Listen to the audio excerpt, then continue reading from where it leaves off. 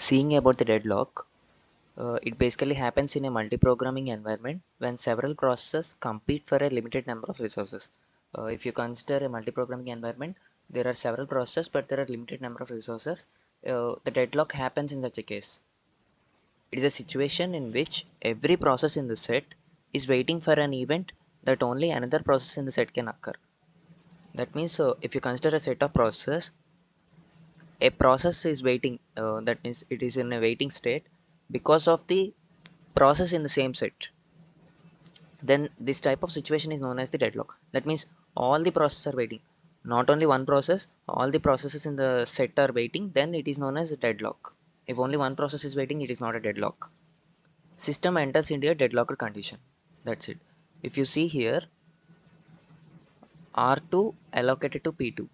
See, resource 2 allocated to process P2, and process 1 is requesting for R2, and process 2 is requesting for resource 1, and resource 1 is allocated to process 1. This is a deadlock. Coming to system model, a system consists of a finite number of resources. Resource can be either physical or logical. Physical like CPU, printers, tape drivers, etc., and logical like variables, files, etc. Each resource consists of some number of identical instances. Instances, for example, like, see this. If a system has two CPUs, then the resource type CPU has two instances. That means same identical resource types. Then those are known as instances. Okay, this is the sequence to be followed. Request. First process must request for the resource. If it is not granted, it should wait. There is no further explanation for this. It's not required also. Next, coming to use, the process can operate on the resource. Okay, and then release. After using, the process releases the resource. This is the sequence to be followed in the system model. A system table records about allocation of resources, like which resources is allocated to which process, like that it will be recording in a system table. If process needs to wait for the resource, it is added to the queue of process. If many processes are waiting for a certain resource, resources, it will be added to the queue of processes. A queue will be maintained so that which comes first, it will be allocated first, like that. Okay, if all the processes in the set are waiting, it is in a deadlock. If you consider a set, certain processes are waiting, then it is not a deadlock. If all the processes in the set are waiting, then it is a deadlock. Deadlock characterization. Coming to deadlock characterization, there are two types, like necessary condition and resource allocation graph. Necessary condition, see this, a deadlock situation occurs if following four conditions hold simultaneously in a system. The below following four conditions, if those hold simultaneously, then we can say that it's in a deadlock. The four conditions are mutual exclusion, hold and wait, no preemption, and circular wait. Mutual exclusion. Only one process can use the resource at a time. If another process requests the resource, the requesting process must wait until the resource has been released. This is known as mutual exclusion. That means if you consider a resource, it is used only by one process. If any other process is requesting the same resource, then it should wait till the process P1. If you consider as P1, R1 and R2, R1 is allocated to P1. If R2 is requesting for P2 is requesting for R1, then it should wait until P1 completes regarding resource. If your P1 completes, it will be releasing, and then P2 can use it. Next, coming to hold and wait, a process must be holding at least one resource and waiting to acquire additional resources that are currently being held by other processes. If you consider a process like some take as P1, it should hold one resource and it should request for another resource. Like if you see in this, there are two processes. Each process is requesting for one resource and it is holding one resource. If all the processes in the set are doing the same thing, then we can say that it is in a deadlocked condition. Okay, and then no preemption. Resources cannot be preempted. Resources cannot be forcibly taken from a process. If resources are forcibly taken from a process, then in no way a system can have deadlock. So there won't be any preemption. This is a condition for a deadlock situation to happen. And then circular wait. This is one of the important. A set of waiting processes must exist.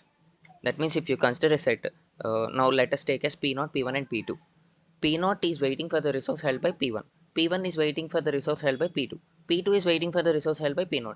Basically, it will be in a circular manner. A cycle will be formed if you draw the resource allocation graph. Then it is known as circular wait. This is also circular wait because it is in a circle if you are drawing a resource allocation graph. These are the necessary conditions. Coming to resource allocation graph, deadlocks can be described in the form of a directed graph called a system resource allocation graph. Okay, P is the set, P1, P2, so on Pn. These are the set of all active processes in the system. Let us take as, okay, if R is the set, R1, R2, so on Rm, set of all resource types in the system. Pi to Rj, this is known as request state. If it is encountered, we have to understand that Pi has requested for Rj. If it is Rj to Pi, it is assignment edge. That means Rj has been allocated to Pi. I and j can be 1, 2, 3 and so on like that based on the number given. Okay, basically it's resource allocation graph means we'll be having some graph and some symbols. Circle denotes the process, square denotes the resource, and dots in a square denotes the instances of that resource. Okay, see this example. The process set is P1, P2, P3 and resource set is R1, R2, R3, R4. They have given what all are assigned assignment edges and request edges. If we have drawn it is like this is the resource allocation graph. These are the instances. R1 and R3 has only single instance, R2 has two instances and R4 has three instances. R2 is allocated to P1 and P1 is requesting for R1. R1 is allocated to P2, P2 is requesting for R3. R2 is also allocated to P2 and R3 is allocated to P3. This is a resource allocation graph example. And if you add one more edge, that means P3 is requesting for R2. This is a deadlocked condition. You can see the circular manner. These are the these are the two cycles we can observe. P1 to R1, R1 to P2, P2 to R3, R3 to P3, P3 to R2, R2 to P1. This is a cycle. Basically, it holds the condition of circular wait and all the four conditions it will hold. So this is a resource allocation graph with a deadlock. Another cycle you can observe as P2 to R3, R3 to P3, P3 to R2, R2 to P2. This is one more cycle we can observe. This is also a deadlock. Okay. Resource allocation graph with a cycle but no deadlock. See, if you directly observe, you can say that you will assume that this graph contains a deadlock like P1 to R1, R1 to P3, P3 to R2, R2 to P1. It has a cycle, so it is the system is in a deadlock condition. But no, in this case no, because if P4 completes its process and if it releases R2, then it can be allocated because R2 has two instances, it can be allocated to P3. Automatically deadlock condition will be gone. Okay. See, this is the most important point. If the graph contains no cycles, no deadlock occurs in the system. If the graph contains a cycle, then the system may or may not be in a deadlock state. We already have seen the example. That is the case. And the methods for handling deadlocks, there are four types: deadlock prevention, avoidance, detection, and recovery from the deadlock. First, we will be seeing deadlock prevention. We already know that four conditions necessarily must hold for a deadlock to occur. By making at least one of the condition not hold good, we can prevent the deadlock. We already have studied that the four conditions together, if they hold simultaneously, then we can say that the system is in a deadlocked condition. If any one of them does not hold good, then we can prevent the deadlock. Coming to mutual exclusion, to eliminate mutual exclusion, allow everybody to use the resources immediately if they want to. That means there are resources like shareable resources and non-shareable resources. The mutual exclusion condition holds only for non-shareable resources. If it is a non-shareable resource, we can't share at a time to two processes. So mutual exclusion will hold. If it is a shareable resource, for example, if several processes attempt to open and read a file at the same time, they can concurrently do it. Then mutual condition will not hold. Automatically deadlock will not be hold. So mutual exclusion can be denied in general to avoid deadlock. To avoid deadlock, we can uh, this mutual exclusion can be denied if it is a shareable resource. And then hold and wait. To prevent this, ensure that when a process requests resources, it does not hold any other resources. It has some disadvantages like resource utilization is low and starvation also may occur. Hold and wait. What we have studied, every process should hold a resource and should request for another resource. So as to prevent this, if a process requests the resource, make sure that it does not hold any other resources. That means it is free to hold request only this. That means no other resource is allocated to that process if it is requesting a process resource. If the process is requesting some resource, okay. But this hold, if it is prevented, some disadvantages may occur like resource utilization is low and starvation also may occur. No preemption. We already studied that resources cannot be preempted. That means they cannot be forcibly taken by the another process. To ensure that this does not hold, a protocol is to be followed. If P1 is holding some resources and requesting for other resources held by P2, which cannot be allocated to it immediately, P1 needs to be waited. Then all the resources currently being held by P1 are preempted and these are given to the process which is waiting for the resources. Okay. If you consider if P1 is holding some resources, let us consider P1 has some resources already allocated to it, and if it is requesting for some other resource which is held by P2, uh, and consider like the resource which was given to P2 cannot be allocated immediately to P1, so P1 needs to be waited. Okay, so as to remove the deadlock, all the resources we already studied that P1 has some resources, so we will be preempting all these resources which are held by P1 and giving to process which are waiting for these resources which are held by P1, and this P1 is restarted when it regains its old resources as well as newly requested resources. That means what are the resources requested by this P1, if they are given to it, and all the old resources which are held by P1 earlier, if all the resources at a time comes, then we will be restarting P1. In this case, P1 will be sitting idle and uh, we can automatically avoid a deadlock. Circular wait. Each resource type is assigned a unique integer number. This is somewhat a complex procedure. Just have a glance at it. Each resource type is assigned a unique integer number. A process can initially request any number of instances of resource type Ri. If you consider R1, it can request any number of instances of resource type R1. After that, process can request instances of resource type Rj. That means it can request another resource, another instance, another instances of R2 or something, if and only if f of Rj greater than f of Ri. And when it requests for Rj, it must have released any resources Ri.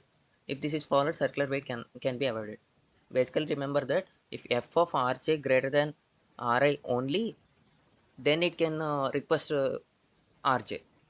And when it is requesting Rj, it should release all the processes which are held by that it should release all the resources which are held by the process. If this is followed, circular wait can be avoided. Next, coming to deadlock avoidance. Deadlock prevention results in poor resource utilization and reduces system throughput. These are the disadvantages regarding the deadlock prevention. So as to overcome the disadvantage of the deadlock prevention, we will be using the deadlock avoidance. The basic idea of the deadlock avoidance is to grant only those requests for the available resources that cannot possibly result in a state of deadlock. First is check the available resources.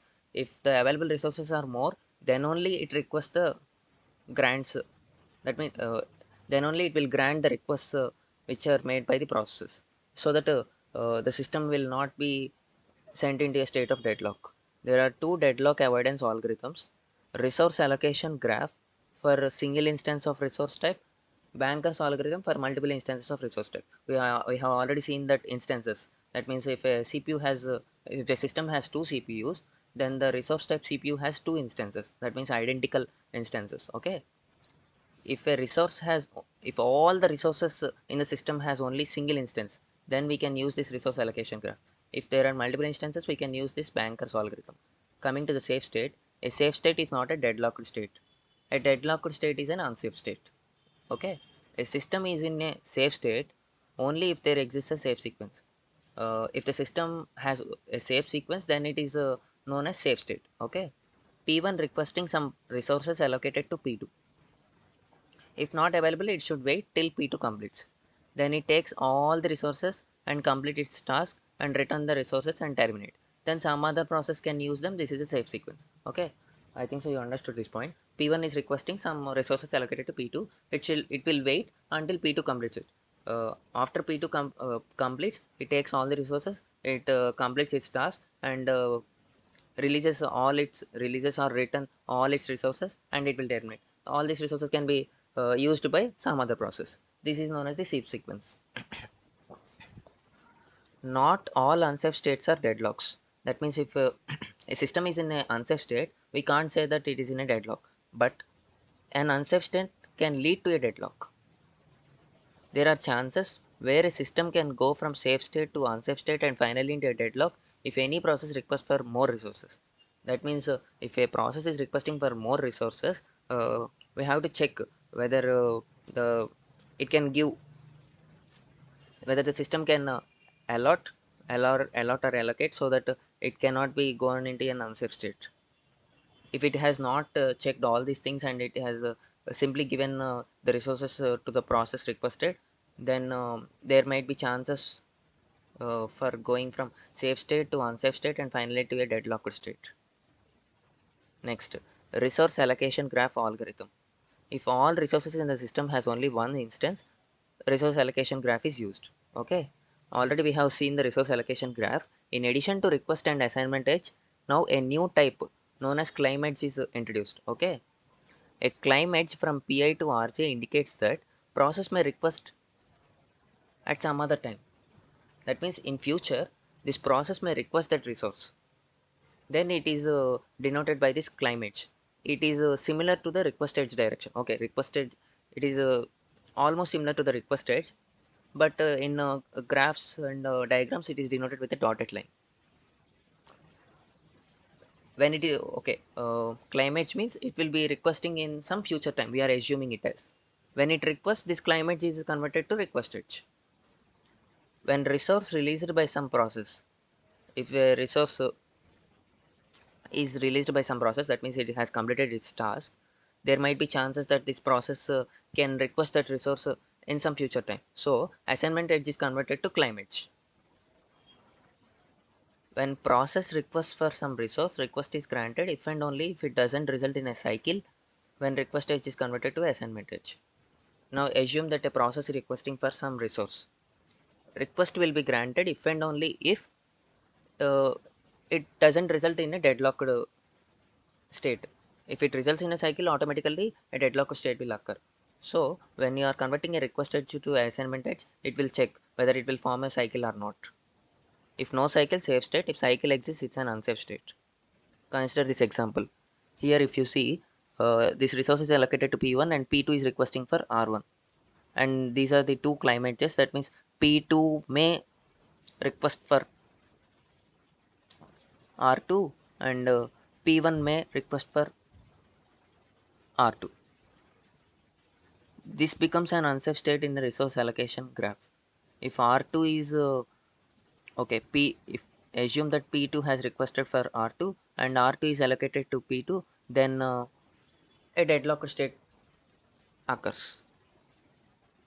So resource allocation graph algorithm is this one. And coming to banker's algorithm, it is applicable only for the systems with multiple instances of resource type.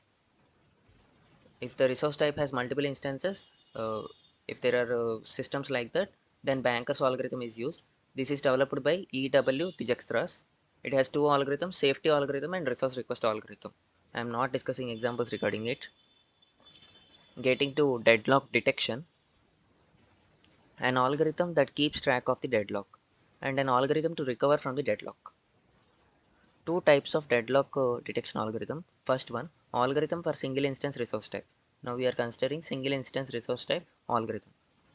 In deadlock avoidance, we have used resource allocation graph for single instance resource type. In the same way, here we will be using an algorithm.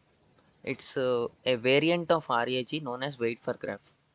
Note that this wait for graph is used only when the resources has only single instance. All the resources have only single instance. Okay, a wait for graph is obtained by removing the resource nodes and collapsing some edges. You have already seen the resource allocation graph, right?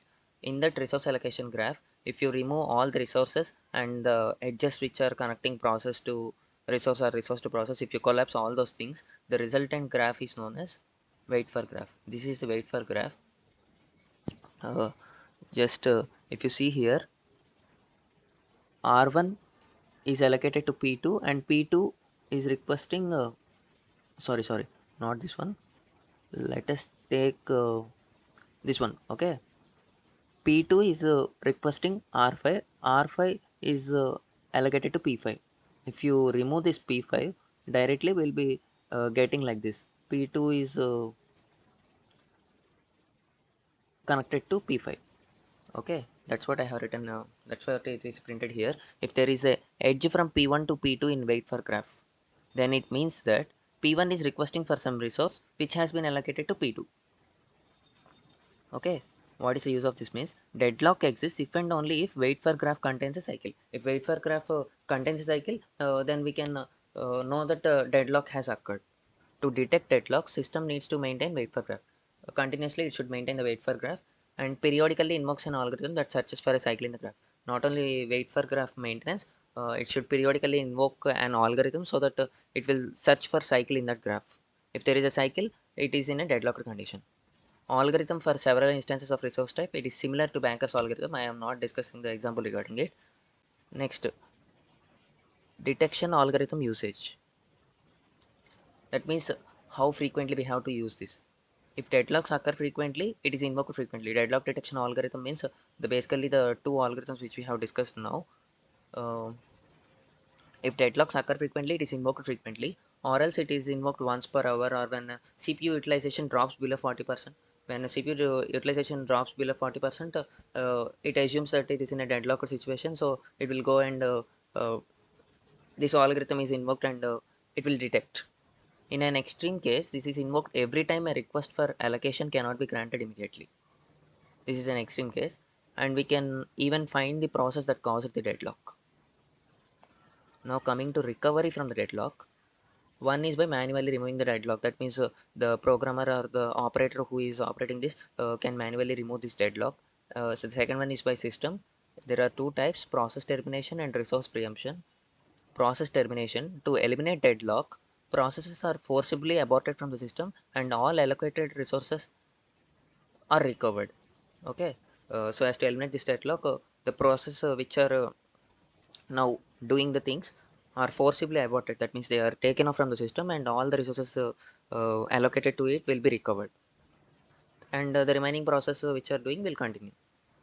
In these two types, abort all the deadlocked processes. In this, we will break the deadlock cycle. First, we will be breaking the deadlock cycle and we will abort all the processes, and the results, that means whatever the task they have the process accomplished till now, all this will be discarded and they will be recomputed later. The second one, abort one process at a time until the deadlock cycle is eliminated. That means we will be selecting a process uh, which has caused the deadlock. We will eliminate it. Again, we will be checking it. If there is still a deadlock, we will again remove one more process. And this the selection of the process is based on some criteria, based on some minimum cost. Criteria like priority, number of resources used, the time required by it, etc., will be considered, and then this selection of processes is done. After each process aborted, deadlock detection algorithm is invoked to keep a track. So if deadlock detection algorithms says negative, that means no more deadlock, then this aborting of process will be stopped because there is no deadlock. Second one is by process resource preemption. Resources are preempted and given to other processes until deadlock cycle breaks. Okay, there are some points in this. Selecting a victim, same as process termination, it will select on some criteria. Okay, here A is missing, it's a criteria. Okay, in the process termination we have selected the process. Here we will be selecting the resource. If we will be on some criteria, we will be selecting a resource and we will be preempting that, and we will be giving to some other process so that the deadlock breaks. Second one is rollback. If a process has a resource type that is preempted, it should roll back to a point. That means uh, R1 is allocated to P1. Let us consider it. R1 is now preempted. Okay. Now this P1 should roll back to a point. Okay. There are two types in this rollback. Rollback means basically getting back to some other. That means if more edges are connected to it, it will be getting back. There are two types. Total rollback. If it is a total rollback, we will be aborting the process and we will restart it, and the task accomplished till now will be destroyed. Second one is to roll back the process only as far as necessary to break the deadlock. This is accomplished by using a checkpoint or rollback mechanism.